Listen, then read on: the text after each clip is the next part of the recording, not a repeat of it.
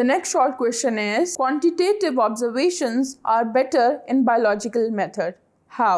अब उन्होंने बात कर दी है, एक स्टेटमेंट दे दी है कि क्वांटिटेटिव ऑब्जर्वेशंस जो होती हैं वो बेटर होती हैं जब हम बायोलॉजिकल मेथड की बात कर रहे हैं, लेकिन वो आपसे पूछ रहे हैं हाउ। आपने इस चीज़ को जस्टिफाई करना है कि वो बेटर होती हैं। आप उसके लिए क्या करेंगे कि आप अपनी बुक के पेज नंबर 21 पे जाएं, उसमें सेकेंड हेडिंग है ऑब्जर्वेशंस, उसकी 6th लाइन से आप स्टार्ट करें और टिल एंड आप लिख दें। उसमें उन्होंने प्रॉपर आपको एग्जांपल्स भी दी हुई हैं कि किस तरह से क्वांटिटेटिव ऑब्जर्वेशंस बेटर हैं, कि उनको हम क्वांटिफाई कर सकते हैं, हम सॉलिड नंबर्स की बात कर सकते हैं।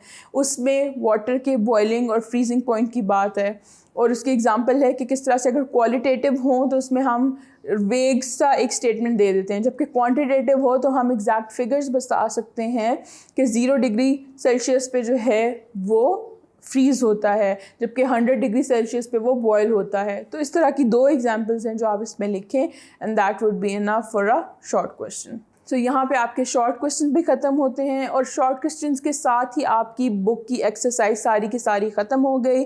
सारे लॉन्ग क्वेश्चन के आंसर अब आपको पता हैं, आपको सारे MCQs की जस्टिफिकेशंस भी पता हैं। So I hope everything is clear now.